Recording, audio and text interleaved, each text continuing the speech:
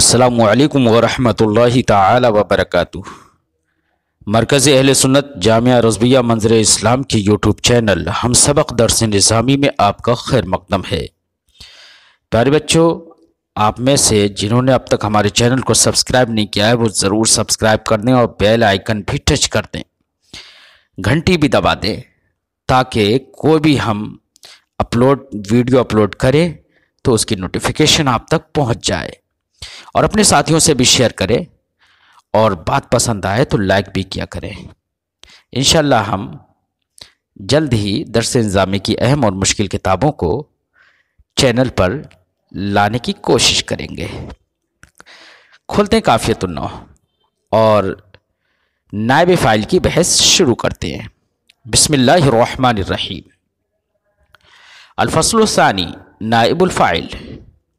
نائب الفاعل اسم مرفوع تقدمه فعل تام متصرف مبنی للمجهول او شبهه وحل محل الفاعل بعد حذفه، نحو خلق الانسان ضعیفا والمحمود خلقه ممدوح، والمراد بشبه الفعل المجهول اسم المفعول والاسم المنسوب الیہ، فاسم المفعول كما مثل، والاسم المنسوب الیہ نحو صاحب رجلا نبویا خلقه، فخلقه نائب فاعل للنبویہ مرفوع به لأن الاسم المنسوب في تعویل اسم المفعول على أحد القولين فيه، والتقدير صاحب رجلا منسوبا خلقه إلى الأنبياء إلى آخر العبارہ۔ پیارے بچوں، آج کے سبق میں صاحب کتاب نائب فاعل کے بارے میں بحث کریں گے۔ نائب فاعل کہتے کسے ہیں، نائب فاعل کی تعریف کیا ہے، اور نائب فاعل کب بنتا ہے، یہ ان تمام چیزوں سے بحث کریں گے صاحب کتاب۔ تو سب سے پہلے نائب فاعل کی تعریف کرتے ہیں۔ نائب فاعل فرماتے ہیں صاحب کتاب اسم مرفوع تقدمہ فعل تام متصرف مبنی للمجہول اور شبہہ۔ فرماتے ہیں کہ نائب فاعل وہ اسم مرفوع ہے جس سے پہلے فعل تام متصرف ہو۔ کیا ہو؟ فعل تام متصرف، فعل تام ہو، فعل ناقص نہ ہو، کیونکہ فعل ناقص اگر پہلے ہوگا تو اسم مرفوع وہ اس کا اسم ہوگا، نہ کہ نائب فاعل۔ اس لیے نائب فاعل ہونے کے لیے ضروری ہے کہ اس سے پہلے جو فعل ہے وہ فعل تام ہو، اور فعل تام میں بھی فعل تام متصرف ہو، کیونکہ اگر متصرف نہیں ہے، گردانیں نہیں ہوتی ہیں اس کی، ماضی و مضارع کی جانب اس کی گردانیں نہیں ہوتی ہیں، تو ایسی صورت میں بھی غیر متصرف میں یا تو اسم ہوگا اور یا یہ کہ وہ صرف فاعل پر پورا ہو جائے گا۔ مبنی للمجہول او شبہ، مبنی للمجہول ہو یعنی فعل تام متصرف ہو، ساتھ ہی ساتھ وہ مجہول بھی ہو، کیونکہ اگر معروف ہے تب تو اسم مرفوع وہ فاعل بن جائے گا، اور مجہول ہے جس کا فاعل معلوم نہ ہو تبھی اس فاعل کے قائم مقام جو اسم مرفوع آئے گا وہ نائب فاعل کہلائے گا۔ اس لیے مبنی للمجہول ہونا یہ ضروری ہے۔ اور شبہ فعل تام متصرف مبنی للمجہول ہو اسم مرفوع سے پہلے، یا فعل تام متصرف مبنی للمجہول کا شبہ ہو۔ شبہ فعل تام متصرف مبنی للمجہول سے کیا مراد ہے اس کو آگے بیان کریں گے۔ فرماتے ہیں وحل محل الفاعل بعد حذفی، اور نائب فاعل وہ اسم مرفوع ہے جس سے پہلے فعل تام متصرف مبنی للمجہول ہو، اور وہ اسم مرفوع فاعل کی جگہ میں ہو بعد حذفی، فاعل کو حذف کرنے کے بعد۔ مثال جیسے خلق الانسان ضعیفا، انسان کمزور پیدا کیا گیا، تو یہاں پر خلق دیکھیے، خلق یہ فعل مجہول ہے اور فعل تام متصرف ہے، گردانیں اس کی ہوتی ہیں۔ اب اس فعل تام متصرف مجہول کے بعد ایک اسم مرفوع ہے یعنی الانسان، اور انسان اسم مرفوع ہے اور یہاں پر فاعل کو ذکر نہیں کیا گیا ہے، کیونکہ اصل فاعل کون تھا؟ اللہ رب العزت کی ذات، جیسے خلق اللہ الانسان ضعیفا، یہ اصل عبارت تھی لیکن فاعل کو حذف کر دیا گیا کیونکہ سب کو معلوم ہے کہ فاعل کون ہے، اس لیے فاعل کو حذف کرنے کے بعد اس فاعل کی جگہ میں الانسان جو کہ مفعول بھی تھا اس کو لے آیا۔ اب خلق الانسان کہا گیا تو الانسان اس میں مرفوع ہے جس سے پہلے فعل تام متصرف مجہول ہے، اور یہ الانسان اس میں مرفوع فاعل کی جگہ میں ہے، اس لیے اس کو نائب فاعل کہیں گے۔ تو خلق الانسان ضعیفا یہ مثال ہے۔ والمحمود خلقه ممدوح، تو یہاں پر یہ شبہ فعل کی مثال دے رہے ہیں کہ اس میں مرفوع سے پہلے فعل تام متصرف مبنی للمجہول کا شبہ ہو، شبہ کی مثال دے رہے ہیں کہ والمحمود، المحمود میں الف لام بمعنی الذی ہے، اس میں مفعول پر داخل ہے نا یہ، اس لیے بمعنی الذی ہے، معنی ہے کہ وہ جس کی عادت عمدہ ہے، ممدوح لائق تعریف ہے، اس کو سراہا جاتا ہے۔ تو یہاں پر المحمود حمد یحمد سے اس میں مفعول ہے، اور اس میں مفعول یہ شبہ فعل کہلاتا ہے، فعل مجہول کا شبہ کہلاتا ہے، اس میں مفعول بھی ایسی اس میں منصوب الیہ بھی۔ فرماتے والمحمود خلقہ ممدوح، تو یہاں پر المحمود کے بعد خلقہ ہے، یہ خلقہ اس میں مرفوع ہے جس سے پہلے فعل تام متصرف مبنی للمجہول کا شبہ یعنی المحمود موجود ہے۔ تو اور یہ یہاں پر خلقہ یہ فاعل کی جگہ میں ہے، فاعل کے حذف کے بعد، بس میں اس لیے یہاں پر شبہ فعل کی یہ مثال دے دی کہ شبہ فعل کا نائب فاعل ہے خلقہ۔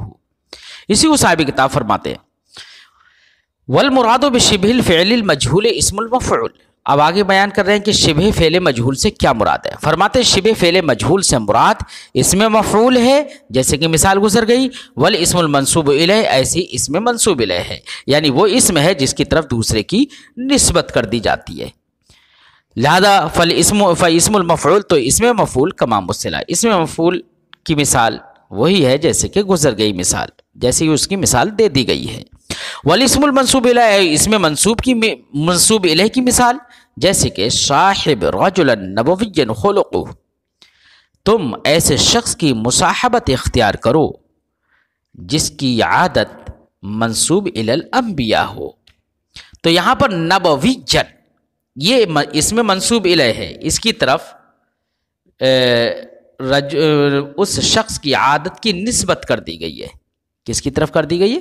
یہ منصوب الیہ ہے، یعنی نبویًا کا معنی ہوتا ہے منصوب الی الانبیاء، کیا ہے؟ منصوب الی الانبیاء، یہ نبویًا کا معنی ہے، تو یہ منصوب، اس میں منصوب الیہ ہے، اس میں منصوب الیہ بھی مراد ہوتا ہے شبہ فعل تام مجہول سے۔ تو یہاں پر نبویًا کا نائب فاعل ہے خلقہ، فرماتے ہیں فخلقہ نائب فاعل لنبویہ، تو خلقہ یہ نبویًا کا نائب فاعل ہے، مرفوع بھی، اور نبویًا کی بنا پر یہ خلقہ مرفوع ہے۔ کیوں مرفوع کیوں ہے؟ لأن الاسم المنصوب فی تعویل اسم المفعول، کیونکہ اس میں منصوب اس میں مفعول کی تعویل میں ہے، ایک قول کے مطابق اس میں مفعول کی تعویل میں ہے، جبکہ ایک قول یہ بھی ہے کہ وہ اس میں فاعل کی تعویل میں ہوتا ہے۔ اس میں مفعول کی تعویل میں ہو تو اس قول کی بنا پر معنی ہوگا صاحب رجلا نبویا خلقہ، صاحب رجلا منصوبا خلقہ الی الانبیاء، یہ معنی ہوگا۔ اور اگر ایک قول یہ ہے کہ اس میں فاعل کے معنی میں ہوتا ہے اس میں منصوب، تو اس قول کی بنا پر معنی یہ ہوگا صاحب رجلا منتسبا خلقہ الی الانبیاء، یہ معنی ہوگا۔ پھر ایسی صورت میں منتسبا اگر کہیں گے تو خلقہ صورت میں نائب فاعل نہ ہو کر بلکہ فاعل بن جائے گا۔ فرماتے ہیں لأن الاسم المنصوب فی تعویل اسم المفعول، کیونکہ اس میں منصوب اسم مفعول کی تعویل میں ہوتا ہے دو قولوں میں سے ایک قول پر۔ والتقدیر اصل عبارت ہوگی صاحب رجلا منصوبا خلقہ الی الانبیاء، ونائب الفاعل قائم مقام الفاعل بعد حذفہ ونائب منابہ، فرماتے ہیں کہ نائب فاعل وہ فاعل کے قائم مقام ہوتا ہے اور فاعل کا نائب ہوتا ہے فاعل کے حذف کرنے کے بعد. فاعل کو حذف کر دیا جاتا ہے اور نائب فاعل اس فاعل کی جگہ میں رکھ دیا جاتا ہے. اسی لیے اس کا نام بھی نائب الفاعل ہے. فاعل کا نائب، فاعل کا جانشین، فاعل کی عدم موجودگی میں اس کا کام کرنے والا، اس کی جگہ میں بیٹھنے والا، آنے والا. لیکن اتنا متعین ہو گیا کہ فاعل کے حذف کے بعد جو اسم مرفوع اس کی جگہ میں آتا ہے وہ نائب فاعل ہے. اب یہ کہ فاعل کو حذف کیوں کر دیا جاتا ہے، کہاں کہاں کر دیا جاتا ہے، اس کے بارے میں صاحب کتاب بتائیں گے. فرماتے ہیں وَذَلِكَ أَنَّ الْفَاعِلَ قَدْ يُحْذَفُ مِنَ الْكَلَامِ لِغَرْضٍ مِنَ الْأَغْرَاضِ. اس کی وجہ یہ ہے کہ فاعل کو کبھی کلام سے حذف کر دیا جاتا ہے اغراض اور مقاصد میں سے کسی نہ کسی غرض اور مقصد کے تحت. فاعل کو حذف کر دیا جاتا ہے. حذف فَيَنُوبُ عَنْهُ بَعْدَ حَذْفِهِ غَيْرُهُ. لہذا فاعل کو حذف کرنے کے بعد فاعل کا قائم مقام اس کا غیر ہو جاتا ہے. جو غیر اس فاعل کا قائم مقام ہوتا ہے وہی نائب فاعل کہلاتا ہے. وفی هذا الفصل ثلاثۃ مباحث. اس فصل میں 3 بحثیں ہیں. پہلی بحث فاعل کو حذف کرنے کے اسباب کے بیان میں ہے، یعنی فاعل کو کون کون سے سبب سے، کس کس غرض سے حذف کیا جاتا ہے. فرماتے ہیں المبحث الاول اسباب حذف الفاعل. پہلی بحث فاعل کو حذف کے اسباب کے بیان میں. کب کب حذف کیا جاتا ہے، کیوں حذف کیا جاتا ہے، وہ اسباب حذف ہیں کیا کیا. صاحب کتاب فرماتے ہیں یحذف الفاعل، فاعل کو چند وجوہ کی بنا پر حذف کر دیا جاتا ہے، چند اغراض و مقاصد و اسباب کی بنا پر حذف کر دیا جاتا ہے. اما للعلم بھی، ان میں سے ایک تو یہ ہے یا تو مخاطب کو فاعل کا علم ہے کہ مخاطب جانتا ہے، جس کے سامنے ہم بول رہے ہیں وہ مخاطب جانتا ہے کہ فاعل وہ ہے، کرنے والا وہ ہے. اب اس کے سامنے اگر حذف بھی کر دیا جائے تو وہ جان لیتا ہے. تو اس لیے وہ جانتا ہی ہے، اس لیے نام لینے کی ضرورت نہیں ہے، فاعل کو ذکر کرنے کی ضرورت نہیں ہے، اس لیے حذف کر دیا جاتا ہے. فرماتے ہیں فلا حاجت الی ذکر، جب وہ اس کو جانتا ہی ہے تو اس کے ذکر کی ضرورت نہیں ہے. جیسے خلق الانسان ضعیفا، یہاں پر الانسان یہ نائب فاعل ہے اور خلقہ کا فاعل تھا در حقیقت اللہ رب العزت. اور ہر آدمی جانتا ہے، ہر مخاطب جانتا ہے کہ انسان کو پیدا کیا گیا ہے ضعیف، تو یہ پیدا کرنے والا کون ہے. ظاہر بات ہے ہر ایک جانتا ہے کہ اللہ پیدا کرنے والا ہے، اس لیے مخاطب اس کو جانتا تھا، اس لیے یہاں پر فاعل کو حذف کر دیا گیا اور مفعول بھی جو تھا اس کو اس کی جگہ میں رکھ دیا گیا. وَإِمَّا لِلْجَهْلِ بِهِ، یا تو اس وجہ، اور دوسری وجہ یہ بھی ہے کہ مخاطب ہمارا فاعل کو جانتا ہی نہیں ہے، اس سے جاہل ہے. اگر نام ذکر بھی کر دے تب بھی وہ اس کو نہیں سمجھ پائے گا، اس لیے اس کی تعین ممکن نہیں ہے مخاطب کے سامنے، کیونکہ مخاطب اس سے بالکل ناآشنا اور جاہل ہے. اس لیے صرف فعل کو بتا دیا جاتا ہے اور فاعل کو ذکر کرنے کی ضرورت نہیں ہوتی ہے. جیسے فرماتے ہیں وَإِمَّا لِلْجَهْلِ بھی، یا تو اس وجہ سے کہ مخاطب اس سے ناآشنا ہے، فلا يمكنك تعینہ، تو اس کی تعین تمہیں ممکن نہ ہوگی. جیسے کہ سرق البیت، گھر چوری ہو گیا. کب یہ بولیں گے گھر چوری ہو گیا؟ اذا لم تعرف السارق، جبکہ آپ سارق کو پہچانتے نہ ہو. آپ بھی سارق کو نہیں پہچانتے، آپ کا مخاطب بھی نہیں جانتا. جب آپ ہی نہیں جانتے ہیں تو کس کی تعین کریں گے، اور مخاطب بھی نہیں جانتا ہے. تو ایسی صورت میں جب فاعل معلوم ہی نہیں ہے ہم کو، تو ظاہر بات ہے اس کو ذکر کر ہی نہیں سکتے، کیونکہ تعین کیسے کریں گے؟ ذکر کرنے کے لیے ضروری ہے کہ پہلے متعین ہو کہ فلاں فاعل ہے. فرماتے وَإِمَّا لِلرَّغْبَةِ فِي إِخْفَائِهِ لِلْإِبْهَامِ، اور تیسری وجہ یہ بھی ہے کہ فاعل کو کبھی اس لیے حذف کر دیا جاتا ہے کہ اس کو چھپانے میں ابہام ہو جاتا ہے، اور ابہام میں مخاطب کو رغبت اور شوق ہوتا ہے کہ اگر ہم مبہم کر دیں گے، چھپا کر اسے عدم ذکر سے مبہم کر دیں گے، ابہام پیدا کر دیں گے، تو مخاطب کو شوق ہوگا بات کو سننے کی طرف. جیسے کہ رکب الحصان، گھوڑے پر سوار ہوا گیا. اب گھوڑا، عمدہ گھوڑے کو کہتے ہیں حصان، تو گھوڑے پر سوار ہوا گیا. اب ہم یہ مبہم جملہ بولیں گے تو ہر ایک کے ذہن میں آئے گا عمدہ گھوڑے پر سوار ہوا گیا، یہ سوار ہونے والا ہے کون، اس میں شوق پیدا کرے گا. فرماتے رکب الحصان، یہاں پر فاعل کو حذف کر دیا گیا، راکب کو حذف کر دیا گیا. کیوں؟ اذا عرفت الراکب، جبکہ آپ راکب کو جانتے ہوں، ہاں غیر انک لم ترید اظہارا، ہاں اس کا اظہار کرنا نہیں چاہتے ہو ابہام کے لیے تاکہ رغبت اور شوق پیدا ہو مخاطب کو، اس لیے آپ نے فاعل کو حذف کر کے اور مفعول بہ حسان جو تھا اس کو اس کی جگہ میں رکھ دیا۔ وَإِمَّا لِلْخَوْفِ عَلَيْهِ، اور کبھی کبھی فاعل کو اس لیے بھی حذف کر دیتے ہیں کہ فاعل پر اندیشہ ہوتا ہے کہ اگر ذکر کریں گے تو اس کی شامت آ جائے گی، اس لیے بھی حذف کر دیا جاتا ہے۔ جیسے کہ کہا جائے ضرب فلان، فلاں کو مارا گیا، اب فلاں کو مارا گیا تو اگر یہاں پر کون ہے وہ فلاں، مارنے والا کون ہے، فلاں کو مارا گیا یہ تو ذکر کر دیا، لیکن مارنے والا کون ہے اس کا ذکر نہیں کیا گیا۔ کیوں؟ اس لیے کہ اگر یہ خوف ہے کہ ہو سکتا ہے کہ اگر مارنے والا بتا دیا جائے تو کوئی جا کر اسی کو قتل کر دے، تو خوف ہے، تو اس پر اندیشہ ہونے کی وجہ سے فاعل کا ذکر نہیں کیا گیا۔ فرماتے ہیں اذا عرفت الضارب غیر انک خفت علیہ، یہ آپ ضرب فلان کہیں گے تب جبکہ آپ ضارب کو جانتے بھی ہوں لیکن آپ کو اس پر اندیشہ ہو، فلم تذکر ہو تو پھر آپ اس کو ذکر نہ کریں۔ وَإِمَّا لِلْخَوْفِ مِنْهُ، اور کبھی کبھی فاعل کو اس لیے بھی حذف کر دیا جاتا ہے کہ فاعل کو ذکر کرنے سے خوف ہوتا ہے۔ اگر فاعل کا ذکر کر دیا اور فاعل کو یہ پتہ چل گیا کہ اس نے میرا ذکر کیا تو مجھے خوف ہے کہ کہیں فاعل وہ آ کر مجھے کو نہ مارنے لگے، تو اس کے خوف کی وجہ سے بھی اس کا نام نہیں لیا جاتا ہے، اس کا ذکر نہیں کیا جاتا ہے، فاعل کو حذف کر دیا جاتا ہے۔ جیسے کہ سرق الحصان، گھوڑا چوری کر لیا گیا، ابھی معلوم تو ہے کہ چوری کس نے کی ہے، چور کو معلوم بھی ہے، لیکن پھر بھی ہم چور کا نام نہیں لے رہے ہیں، چور کا ذکر نہیں کر رہے ہیں۔ کیوں؟ اس لیے کہ اس کا خوف ہے، کیونکہ وہ شریر ہے، اگر نام اسے پتہ چل گیا کہ میں نے نام لیا ہے تو وہ مجھے کو مارنے آ جائے گا۔ فرماتے ہیں وَإِمَّا لِلْخَوْفِ مِنْهُ نَحْوَ سُرِقَ الْحِصَانِ اذا عرفت السارق، جب یہ سرق الحصان آپ کہیں اس وقت جب کہ آپ سارق کو جانتے بھی ہوں، فلم تذکر ہو، جاننے کے باوجود اس کا ذکر نہ کریں۔ کیوں؟